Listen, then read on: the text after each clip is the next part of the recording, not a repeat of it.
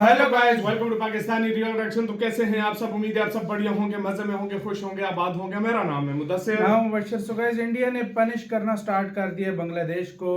MEA ने meeting बुलाई है और आइसोलेट करने की फुल तैयारी हो चुकी है बांग्लादेश को। एमईए क्या है? एमईए शायद इंडिया की कोई मिनिस्ट्री ऑफ फॉरेन, नहीं वो तो नहीं है। नहीं। मतलब क्या है वो भी देखेंगे सारा कुछ। मतलब अल्लाह ऊपर इंडियन गवर्नमेंट ने मीटिंग मंगवा ली है और अब आइसोलेशन जिस तरह पाकिस्तान का हुआ था उस तरह बांग्लादेश का शुरू हुआ है। तो भाई क्या हुआ है सारा सीन जानेंगे इस वीडियो के अंदर। काउंट करते हैं 3 2 1 एंड स्टार्ट। दोस्तों, एक समय था जब पाकिस्तान से आए दिन भारत के अंदर आतंकी हमले किए जाते थे, लेकिन उसके बावजूद भारत ने क्रिकेट डिप्लोमेसी और कल्चरल प्रोग्राम वगैरह पाकिस्तान के साथ लंबे समय तक जारी रखा। पाकिस्तान से क्रिकेटर, वहां के एक्टर और एक्ट्रेस भारत के अंदर आकर काम करते थे और यहाँ से पैसा कमाकर अपने देश में जाकर भारत की ही बुराई किया करते थे।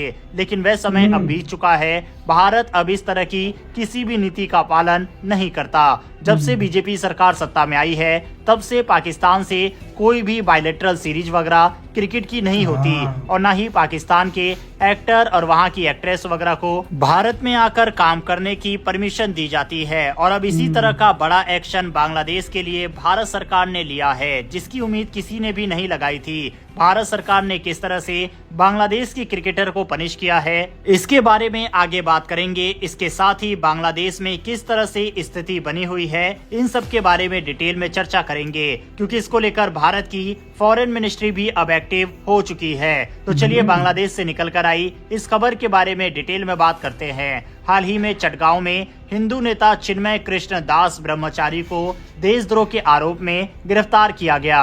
उनकी गिरफ्तारी के बाद से बांग्लादेश में धार्मिक अल्पसंख्यकों के खिलाफ हिंसा की घटनाएं बढ़ गई है। इतना ही नहीं, शेख हसीना ने भी बयान दिया है कि यूनिट सरकार अल्पसंख्यकों की सुरक्षा देने में नाकाम रही है। हसीना ने कहा, धार्मिक स्वतंत्रता और सभी समुदायों के लोगों की जान माल की सुरक्षा सुनिश्चित की जानी चाहिए। आपको बता दें, बांग्लादेश में हिंदू समुदाय जो पहले 1971 में कुल आबादी का 22% था, अब केवल 8% रह गया। इसका मुख्य कारण दशकों से चली आ रही सामाजिक राजनीतिक उपेक्षा और हिंसा है।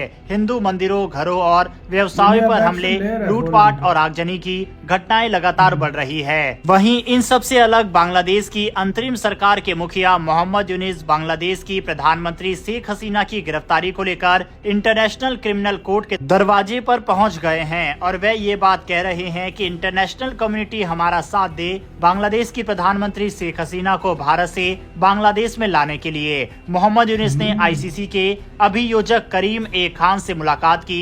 इस मुलाकात में शेख हसीना पर लगे आरोपों पर चर्चा की गई। मोहम्मद यूनिस ने आईसीसी को बताया कि उनकी सरकार हसीना और उनकी पार्टी के अन्य नेताओं पर जुलाई अगस्त 2024 के दंगों और पिछले 15 सालों के दौरान जबरन गायब होने के मामले की जांच करवाना चाहती है। आईसीसी ने भी इस मामले में सहयोग करने की बात कही है। बांग्लादेश की अंतरिम सरकार की तरफ से लगातार अब भारत से कहा जा रहा है कि शेख हसीना को वापस बांग्लादेश भेजा जाए, लेकिन भारत की तरफ से अभी तक इसको लेकर कोई भी प्रतिक्रिया नहीं दी गई है और ऐसी उम्मीद जताई जा रही है कि भारत शेख हसीना को बांग्लादेश को तो नहीं भेजेगा। वहीं अब जिस तरह की स्थिति बांग्लादेश के अंदर बन चुकी है, उस चीज को लेकर भारत में प्रधानमंत्री नरेंद्र मोदी ने विदेश मंत्री एस जयशंकर से इस मुद्दे पर चर्चा की।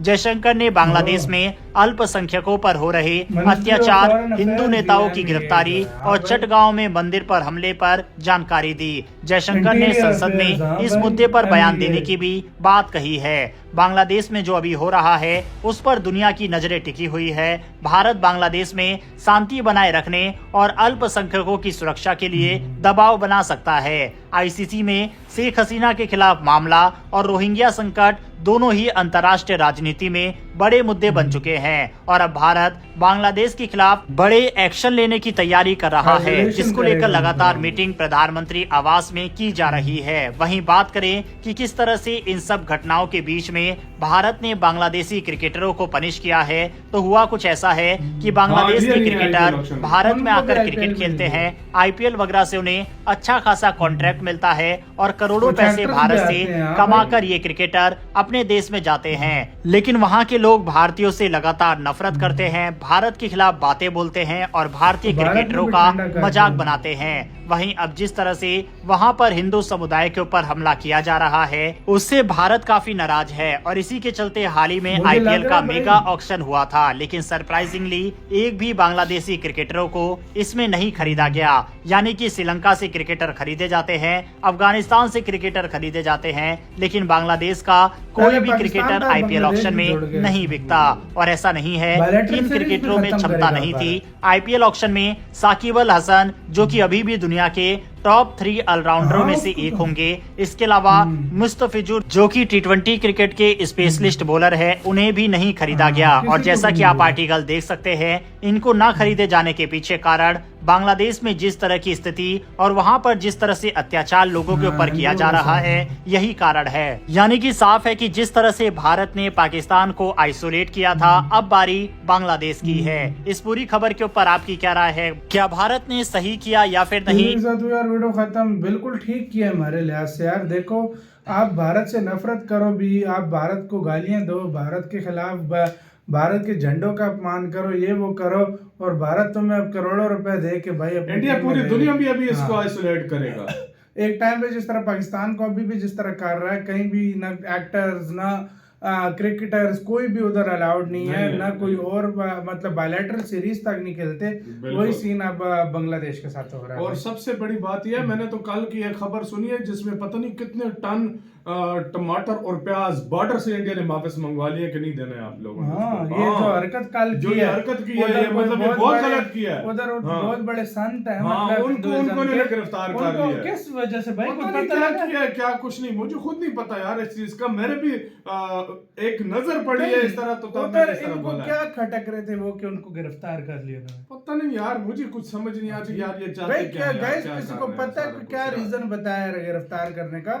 नहीं तो भाई उन्होंने क्या किया, वो तो शक्ल यार उस बंदे को लेकर जा रहे थे, वो शक्ल से इतना शरीफ बंदा। मैं आपको प्रॉमिसली बता रहा हूँ, ठीक है पाकिस्तान में बड़ा पंगे चलते हैं, सब कुछ चलते हैं, लेकिन इस लेवल पे नहीं जाते जो उधर हो गया यार। नहीं है यार जितना बांग्लादेश में। ठीक है पाकिस्तान में मैं कहता हूँ बहुत बुरा हुआ है यार, बहुत बुरा। मैं मानता हूँ, हम इस चीज मानते हैं, लेकिन इतना भी बुरा नहीं है पहले था, लेकिन अब कम से कम यार अभी तो हिंदू की पाकिस्तान में यकीन करो खबर ही नहीं आती कि भाई क्या कोई लड़ाई हो रही है, नहीं हो रही। वो उस लेवल की जो आज से 2-3 साल पहले आती थी, आजकल तो आपस में इधर लड़ रहे हैं भाई। लेकिन उधर यकीन करो वो सीन तो अब बांग्लादेश ने तो हद ही पार कर दिया यार। सच में मैं बता रहा हूँ यार, मतलब अजीब ही सिखाता हुआ यार। अभी तो इंडिया ने उसको सबक सिखाने का फैसला किया कि भाई ये कब तक करेगा। तो मतलब भारत एक बार कहते हैं कि इंडिया हर चीज अब उससे वापस कर रहा है। बिजली ऑलरेडी था, ट्रेड उससे बंद कर रहा है। उसने इतनी हड़धड़नी में आकर जो इंडिया के रास्ते ट्रेड करता था वो भी रोक दिए। तो आपका क्या इसका कहना है? अपनी राय कमेंट में बताना। अपना बहुत ज्यादा ख्याल रखना तो है।